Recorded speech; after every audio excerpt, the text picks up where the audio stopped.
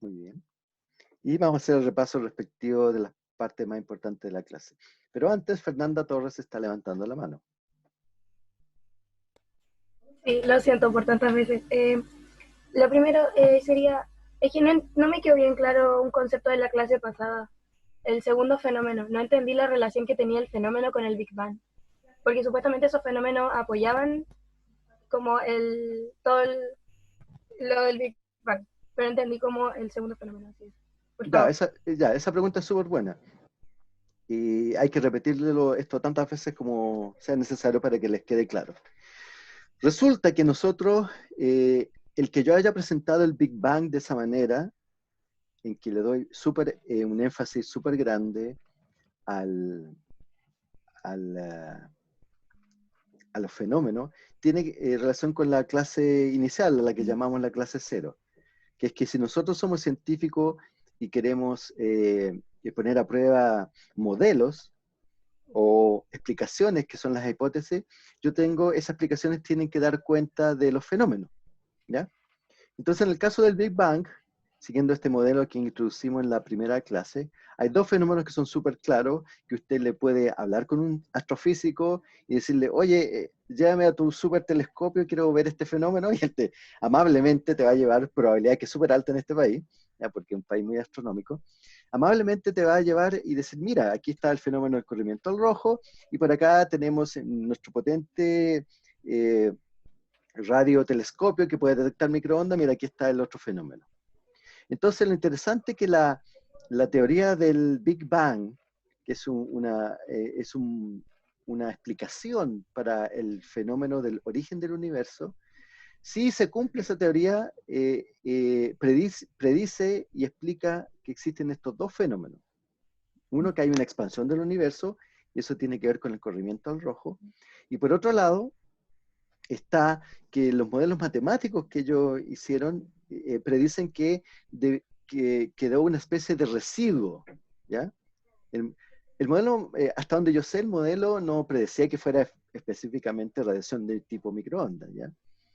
Pero resulta que estos investigadores que están precisamente resolviendo el problema de cómo medir eh, microondas, se encontraron con este ruido molestoso que estaba siempre presente en cualquier dirección que apuntaran la antena. ¿Ya? Entonces, eh, resulta que la gente que estaba desarrollando la explicación del Big Bang dijo, muy interesante, es una radiación que está distribuida homogéneamente y nuestro modelo del Big Bang predice que había una radiación distribuida homogéneamente para cualquier parte que yo estoy midiendo porque esto tiene que ver con la expansión del universo, qué sé yo. Entonces, si el día de hoy usted le pregunta a los astrofísicos cuáles son los dos fenómenos que es necesario explicar con el Big Bang, están estos dos que son medibles. Uno el corrimiento al rojo y otro la radiación de fondo de microondas. Eso, Ok, muchas gracias. muy bien. No puedo pagar. Entonces vamos a entrar a un tópico que es cómo transformamos todo eso está la cosmología, ¿ya? A conectarlo directamente con la biología y el origen de la vida, ¿ya? Que es un gran tópico aquí de la ciencia biológica. Y bueno, acabo de hacer un resumen de lo que acabo de hablar, así que me voy a saltar esta diapo. ¿Ya? En la clase asincrónica nosotros vimos básicamente, exploramos todos los elementos que hacen particular a la Tierra, ¿ya? Que, como el tamaño del Sol, que no es ni muy grande ni muy chico, de tal manera que no es tan chico que nos congelemos, ni tan grande para que tengamos una temperatura abrasadora en nuestro planeta y no permita el surgimiento de los seres vivos. También tenemos una distancia respecto al Sol lo suficientemente cerca para estar tibiecito y no muy lejos para estar muy frío, ni muy cerca para quemarnos. Hay una mezcla particular de elementos atómicos en nuestro planeta que permite el surgimiento de moléculas complejas, ¿ya? No somos un mundo solo hecho de metano, de carbono, sino que tenemos una gran variedad de elementos atómicos que permiten la construcción de macromoléculas y de moléculas que en nuestros seres vivos desempeñan labores fundamentales. El agua que está presente es agua líquida, lo que permite las reacciones químicas. tenemos una capa de ozono que tiene una función protectora de una radiación que afecta, por ejemplo, el material genético, que es la radiación ultravioleta, que destruye moléculas de material genético, así que esa característica que tiene la Tierra permite que surjan organismos en base a la biología de cómo están construidos los seres vivos que nosotros conocemos, que viven acá en el planeta. Y por otro lado tenemos el Sol, que no es tan grande, no es tan dañino, pero emite radiación electromagnética, ¿ya?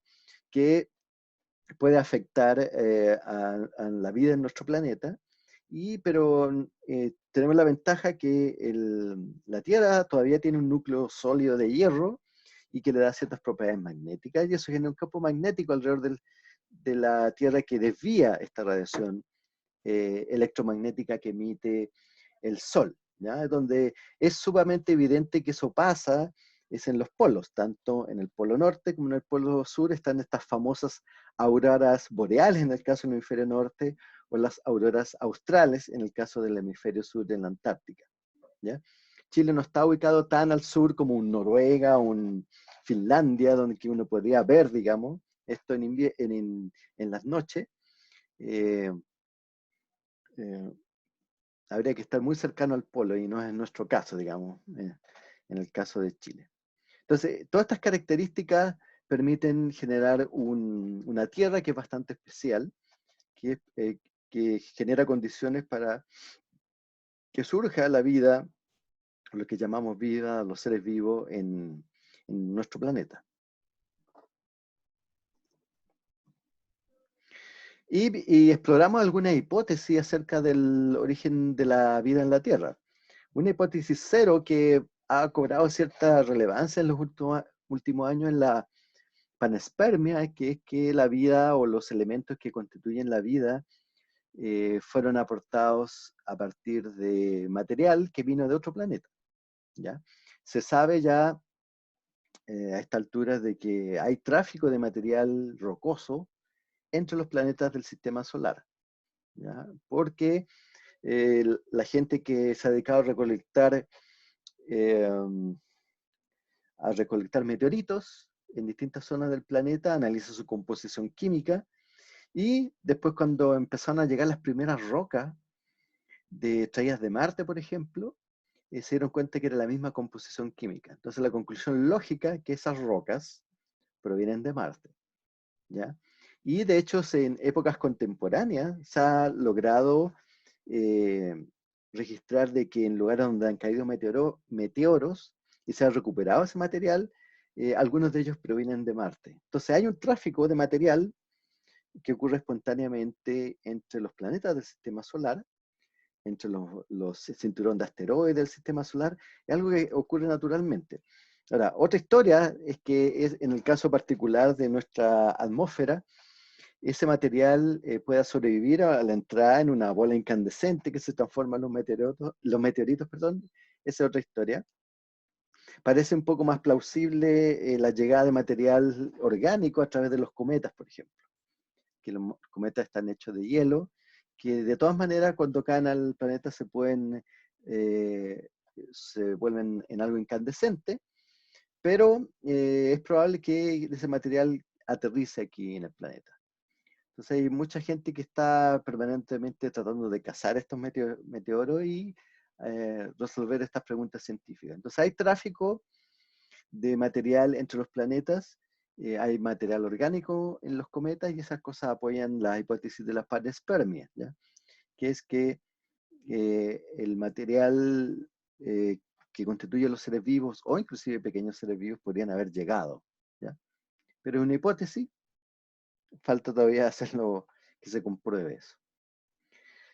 Otra de las teorías antiguas del origen de la vida es la de este señor Oparín que sale aquí en la foto, ¿ya? Que hablaba que él comparando con los primeros hallazgos que se llegó a conocer de las atmósferas de estos planetas gaseosos que se llaman, que son los planetas gigantes del sistema solar, que tenían harto metano, amoníaco, hidrógeno y vapor de agua, pensó que tal vez la Tierra primigeniamente tenía esos componentes y esos podrían dar origen a una especie como de lo que él llamó una sopa primigenia, ya una especie de coloide que lo que más se aproxima a eso en la experiencia cotidiana es la composición de la leche, por ejemplo, que está agrupada en grupos de proteínas, y eso sería esta especie de sopa fundamental de material orgánico, podría haber sido el origen de la vida. Pero él, digamos, no diseñó un experimento para probar esta hipótesis, sino que simplemente la planteó, ¿ya? Entonces, una manera de probar esta hipótesis de Oparin fue el experimento que hicieron el señor Miller y el señor Urey, por allá por el año 1953, que idearon este experimento súper ingenioso, ¿ya? Que era recrear las condiciones precisamente de estos planetas que conocíamos un poco de la composición y crear una especie de ciclo de la materia y del agua en este ambiente primitivo, ¿ya? Que era simplemente calentar estos elementos presentes con agua, calentar nitrógeno, amoníaco, metano, todas esas sustancias que ya sabían que lo constituyen estos, estos mundos lejanos de la Tierra, y incorporarlas a un ciclo del agua, aquí como muestra aquí, calentando, después condensación, chispas simulando actividad atmosférica de rayos, qué sé yo, precipitaciones, después eh, el paso por una interfase acuosa, que sería como la precipitación que cae en el océano, en charca. Y lo interesante de este experimento es que si se dejaba funcionar un rato, empezaron a surgir moléculas orgánicas, moléculas como las que están presentes, aminoácidos, como los que están presentes aquí en este ejemplo que está acá, ¿ya? Hay algunos interesantes, como el ácido glutámico que está acá, que por ejemplo es la base para la síntesis de neurotransmisores, curiosamente, ¿ya? Glicina también muy importante, otros aminoácidos, pero bueno, alguien podría haber dicho, bueno, ¿qué pasa si dejamos funcionar esto al eterno? Bueno, lo único que vas a obtener es una sopa espesa de aminoácidos, ¿ya? Entonces falta algo más aquí para poder determinar de que cómo yo puedo sintetizar eh, un organismo totalmente nuevo a partir de componentes principales. Puedo construir estos bloques que constituyen las macromoléculas, pero otra cosa muy distinta es construir un ser vivo, ¿ya? Entonces es como una historia que no está resuelta, es un campo experimental muy intenso. Curiosamente, para la gente de este curso hay muchos químicos metidos en esto, ¿ya? Por- eh, no solamente biólogos, ¿ya? Como muchos biólogos están metidos en esta historia en el tema de la exobiología, ¿ya? Como imaginándose cómo podría ser la vida en otros planetas. Pero curiosamente hay muchos químicos, ¿ya? Estudiando las propiedades de que, claro, ya, estas moléculas están en una solución acuosa, pero en la naturaleza pasan otras cosas, por ejemplo, de que estas moléculas se pueden incorporar a superficie, que pueden ser, por ejemplo, simplemente piedras porosas, y eso genera una superficie que puede propiciar el que se formen membranas, por ejemplo, pequeñas membranas biológicas, y tener alguna especie de metabolismo de superficie, no de esfera, sino que superficie, que se incorporan ciertos aminoácidos, pueden tener una cierta actividad catalítica. Entonces, es un campo de investigación muy interesante que tiene que ver con el origen de la vida y que está siendo abordado por muchos químicos a nivel del mundo. Así que algo, si hay un químico aquí con corazón de biólogo, ¿ya? Hay mucho campo para estudiar para los químicos acerca del origen de la vida, ¿ya? Especialmente el tema de catalizadores de base biológica, ¿ya? Pablo Cuña tiene una pregunta. Más que una pregunta, tengo un comentario que hacer, que por ejemplo en el experimento de Miller podemos ver que se forma ácido fórmico. Yo personalmente he tenido experiencia con formamida, porque he trabajado en laboratorio, y la formamida se usa para desestabilizar la doble cadena de ADN, por ejemplo, para hacer hibridaciones en algunos experimentos. Y por ejemplo, esas mismas moléculas que ocurren ahí son mismas catalizadoras de otra generación de otras biomoléculas. y por lo tanto, bueno, claro, es efectivo que muchas de esas moléculas en sí se utilizan todavía para la síntesis de otras biomoléculas y para experimentos y para trabajos con distintas, eh, con ADN más que nada.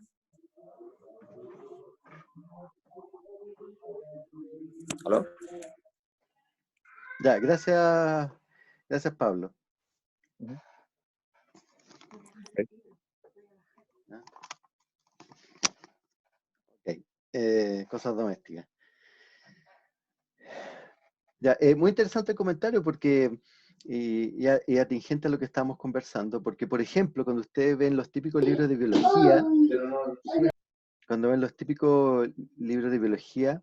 uno hablan del experimento de Miner y ahí se saltan inmediatamente al ARN, ¿verdad?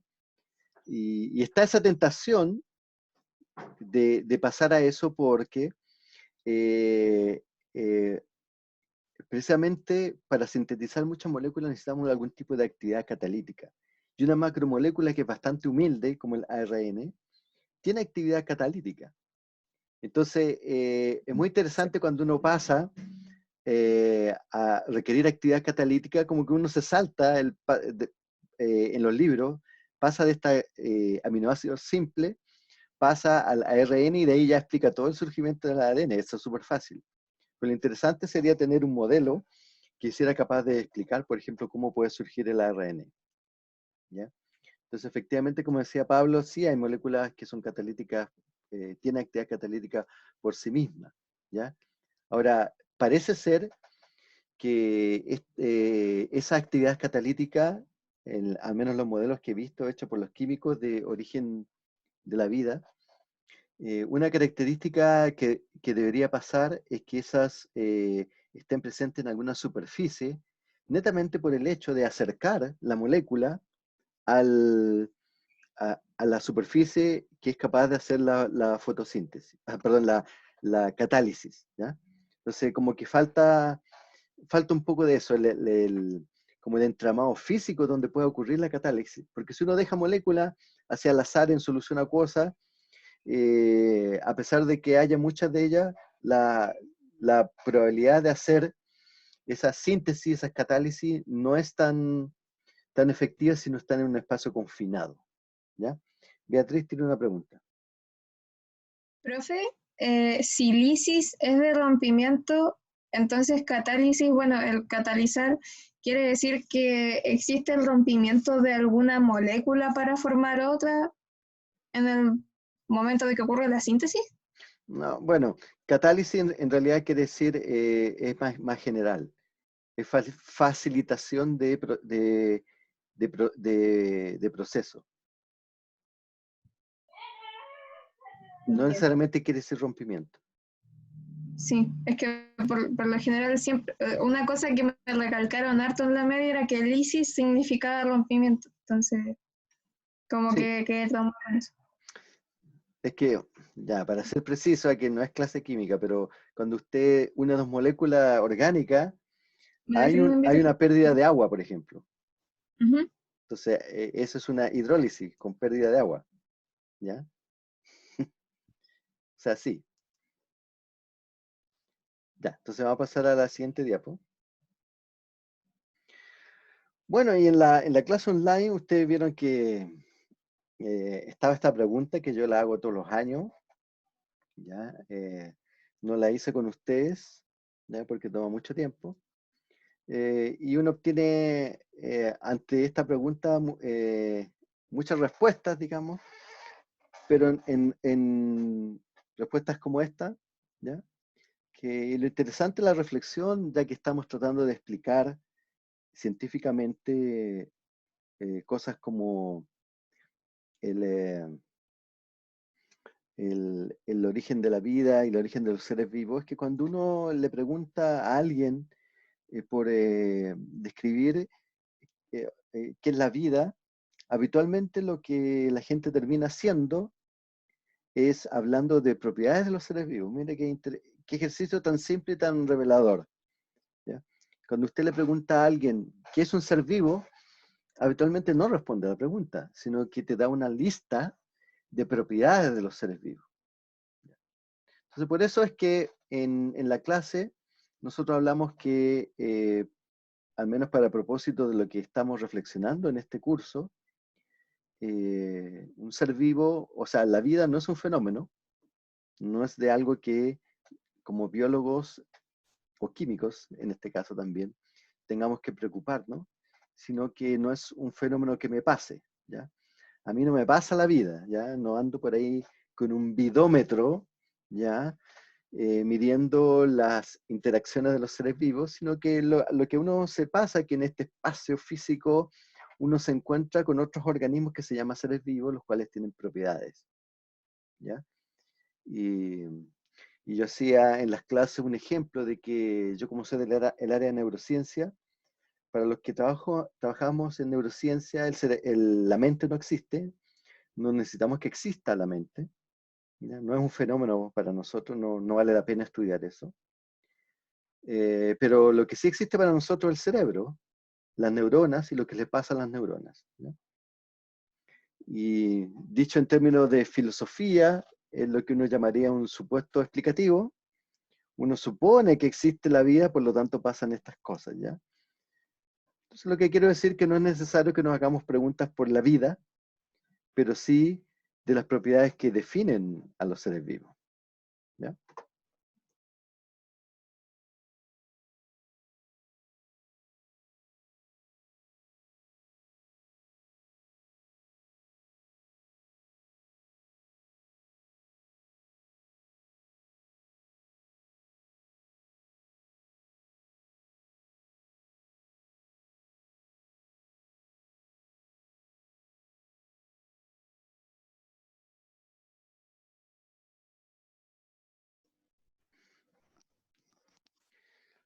Bueno, entonces la pregunta es, bueno, ¿cómo trabajamos este tema de los seres vivos? Desde el punto de vista de ser coherente con lo que hemos visto. Así que nuevamente nosotros recurrimos al trabajo en este caso, de Humberto Maturana, ¿ya?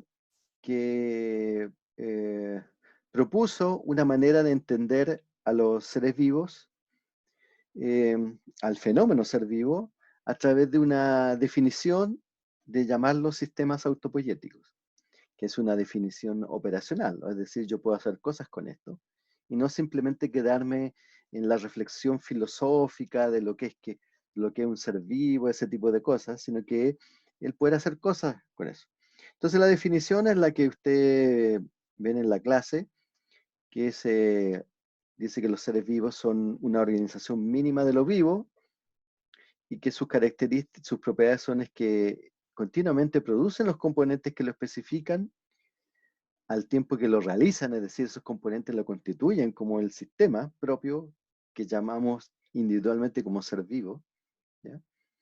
Y por lo tanto una unidad concreta en el espacio y en el tiempo. ¿Qué quiere decir eso? A pesar de que ustedes saben que los componentes de un brazo, pueden reconocer los componentes de un brazo que lo conforman y pueden existir ese brazo en el espacio físico, ustedes no reconocen al brazo como una unidad, ¿ya? No lo reconocen como un ser vivo. Porque sí lo reconocen como parte de un componente de un ser vivo, de que a alguien descuidadamente se le cayó un brazo, digamos, y quedó por ahí, pero no reconocen a ese componente como una individualidad, ¿ya? Sino que como una parte de otro sistema más grande que es el ser vivo, ¿ya? Entonces, eso quiere decir esa frase un poco críptica de comunidad concreta en el espacio y no en el tiempo. Si aparece un brazo por aquí, ustedes no dicen, ah, llegó el ser vivo Juanito. No, eso no es el ser vivo Juanito, es un componente de otro ser vivo que tal vez sea Juanito o no, ¿ya? Pero no es un ser vivo en sí mismo, ¿ya? Y lo otro importante, que es que esa no es simplemente la conjunción de partes, sino que esas partes hacen cosas que hacen posible la producción de los mismos componentes que lo constituyen, ¿ya? Entonces, al igual que No se extrañen que al igual que habíamos hablado de explicaciones científicas que sonaban medias circulares, ¿ya? Es decir, en una explicación científica, un mecanismo generativo de la experiencia que si se deja funcionar genera el fenómeno que queremos explicar. No nos extrañemos que eso que sonaba circular también se ha llevado aquí a lo que es un sistema autopoyético. Es una red de producción de componentes que si se deja funcionar, genera el fenómeno, que en este caso es ser vivo, que queremos explicar, ¿ya? Dicho de la misma manera.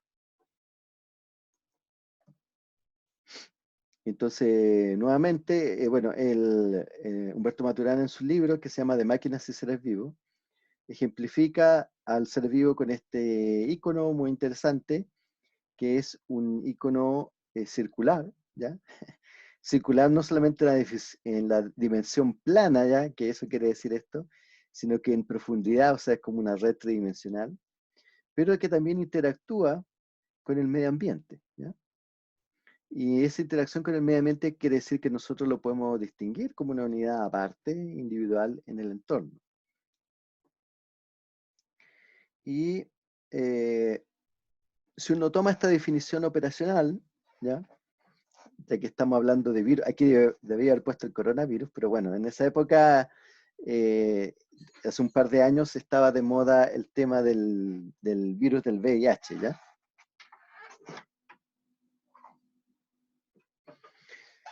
Así que por eso está esa diapo de esa época. Entonces, si uno toma esta definición operacional y la traduce a trabajar en el caso de definir si este es un ser vivo o no, en la clase vimos que si bien es cierto, es una red de componentes que lo pueden constituir como una unidad identificable en el espacio, que claramente ensamblados constituyen un virus, no podemos decir que esta red de componentes se autoproducen, ¿ya? Por lo tanto, si aplicamos la definición operacional de que es un sistema autopoyético, los virus no son seres vivos. Entonces, zanjamos rápidamente cualquier, digamos, polémica al respecto. ¿Alguien está levantando la mano? María José, dígame. María José, Y ahora sí, que no me había desmuteado, perdón. ya. A mí me quedó una duda con este tema de la hipótesis de la panspermia, y cómo se conectaba con el tema de esto de las sondas Vikings. ¿De las qué? De las sondas Vikings, que fueron como las primeras en ir a Marte y algo así. No me quedó como muy claro la conexión entre la sonda y la hipótesis. Ah, bueno, era fácil porque antes de las sondas Viking, ¿qué evidencia teníamos de que había tráfico de material entre los planetas? Tenía un montón de meteoritos de una composición un poco distinta del material rocoso de la Tierra, pero no teníamos las evidencias que mostrasen de que ese material proviniese de Marte, ¿ya? Entonces tú necesitabas la evidencia para soportar la hipótesis de la panspermia. Una de las predicciones que hace la hipótesis de la panspermia es que tú deberías demostrar de que hay tráfico de material entre los planetas. Entonces, si tú encuentras una roca en la Tierra con la misma composición de una roca en Marte, entonces es muy probable que esa roca provenga originalmente de Marte, ¿ya? De la misma manera, una de las cosas más interesantes que probó las rocas que trajeron la gente que viajó a la Luna, ¿ya? Encontraron algo que era un poco inesperado, ¿ya? Que al analizar la composición de las rocas que trajeron de la Luna, se dieron cuenta de que esas rocas tenían una composición muy similar a las rocas de la Tierra. Entonces, ¡oh, sorpresa! Y eso soportaba algunas teorías y modelos que querían decir de que la Luna se originó a partir del mismo material rocoso de de la Tierra, ¿ya? No es que haya sido capturada como un planetoide que venía pasando por ahí, se que haya capturado por la gravedad de la Tierra, que era la otra hipótesis que andaba dando vuelta, sino que hubo algún evento, hay un nombre para eso, no me acuerdo cuál es el evento, que originalmente en la formación del sistema solar hubo un choque entre dos planetoides. Fue tan fuerte que salió material volando, y ese material, parte de ese material se condensó y formó la Luna. Pero como hubo un choque, hubo combinación de material, por lo tanto la composición era muy similar. Entonces, el traer material de la Luna a la Tierra ayudó a dar soporte a esa hipótesis. De la misma manera que el traer material rocoso de Marte de vuelta a la Tierra, o analizarlo ya mismo, que también eso hicieron las sondas Viking, dio soporte a la idea de que rocas que tenían una composición similar y que se encontraron aquí en la Tierra y que parecían meteoros, lo más probable es que hayan provenido de Marte, ¿ya? Entonces, por eso es importante la conexión con el tema de la exploración a Marte, ¿ya? Ya, Beatriz gracias. tenía preguntas. Sí, profe, que respecto al tema de los virus, en verdad, las mutaciones se pueden atribuir tanto a seres vivos como a no seres vivos. ¿Las qué, perdón? Las mutaciones.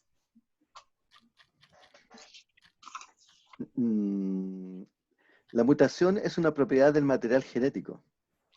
No tiene nada que ver con que sea ser ser vivo o no. Son dos dimensiones que no tienen que ver el uno con el otro, independiente de que en nuestro planeta todos los seres vivos tengan material genético. Ya. La mutación significa un cambio en el código genético. Y eso no determina o no que sea más vivo o no. Es un cambio, ¿no? ¿Una mutación tiene que ver con la evolución? Sí, y eso lo van a ver con el profe Sergio. Ya. Sí, es que yo tenía entendido que los virus eran una mutación inducida de tipo biológico.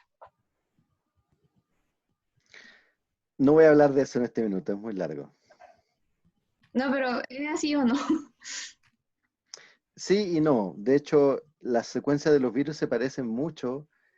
Nosotros tenemos nuestro material genético secuencias que son muy parecidas a los virus. Entonces, algunos piensan que evolutivamente no es que los virus hayan venido así de, ay, yo soy virus, no, sino que es material genético que proviene de nosotros mismos. Pero es una teoría, ¿no? O sea, ¿cómo lo demuestras eso? Hay que hacer el Claro. experimento. ¿Ok? Gracias. ¿Alguna otra pregunta?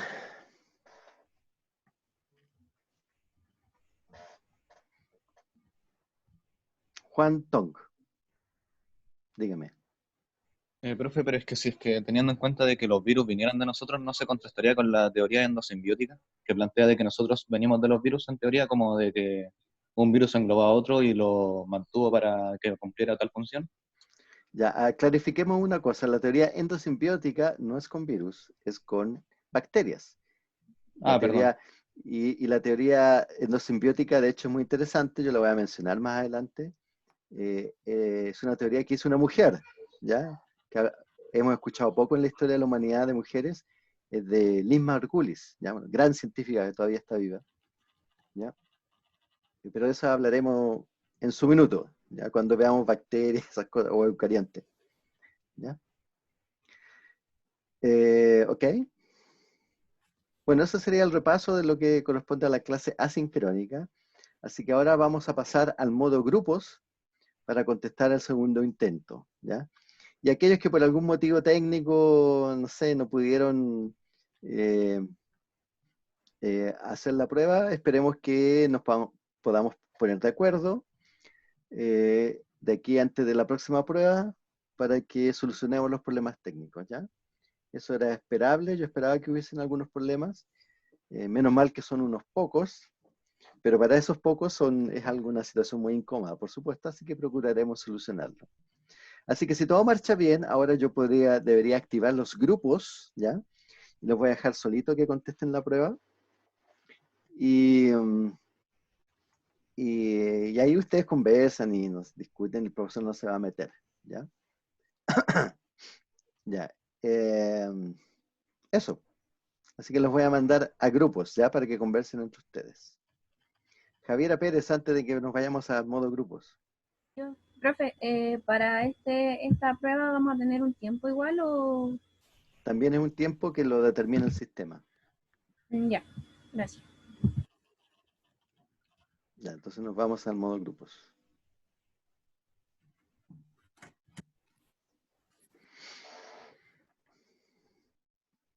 Ya, y por supuesto hay alguna gente que no sé cómo llegó aquí y que no está asignado a algún grupo, así que va a tener que hacer la mano. Ya.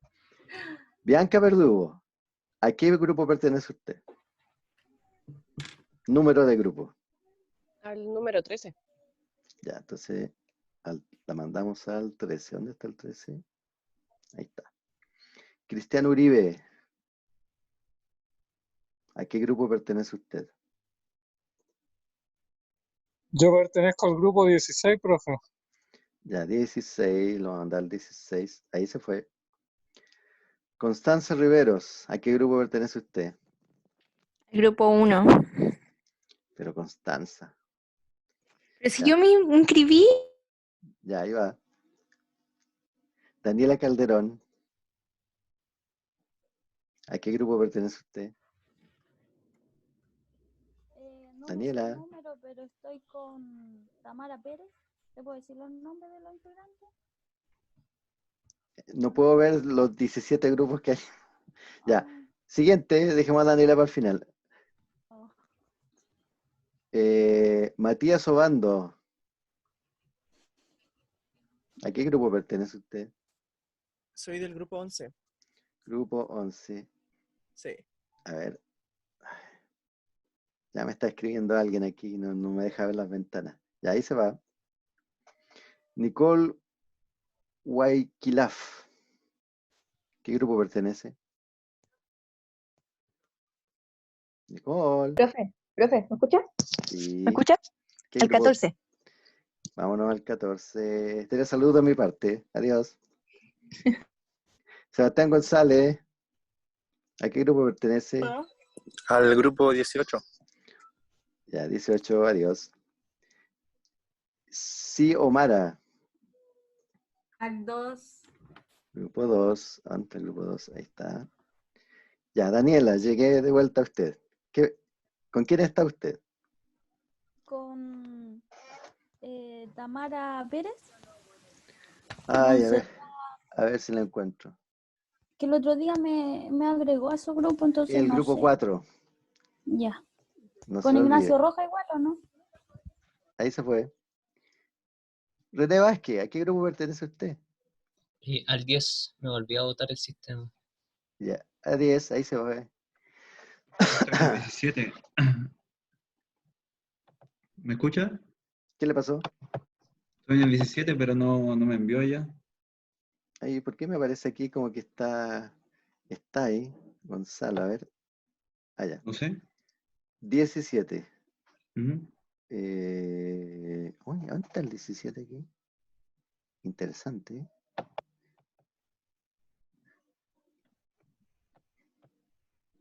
Grupo 17.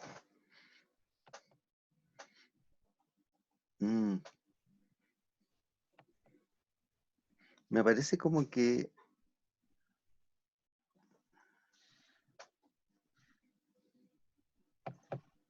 Es que parece que usted tiene que aceptar, ¿no le aparece una ventana?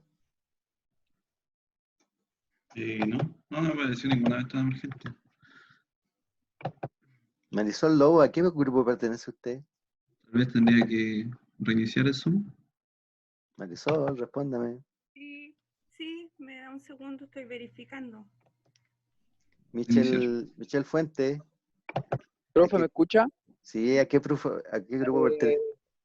Constanza Riveros, Yesenia, Romina ¿Número de grupo? 1.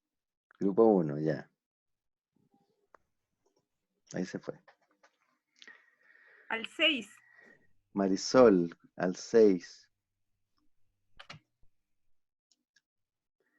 Ya, Marisol.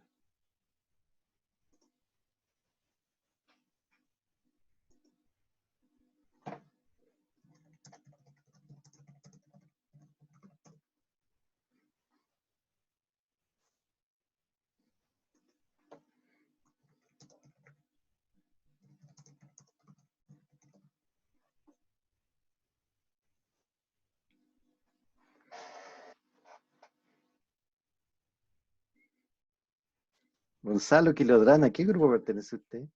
Al 17. Reinicié el Zoom porque no me aparecía esa ventana que me dijo usted. Ya.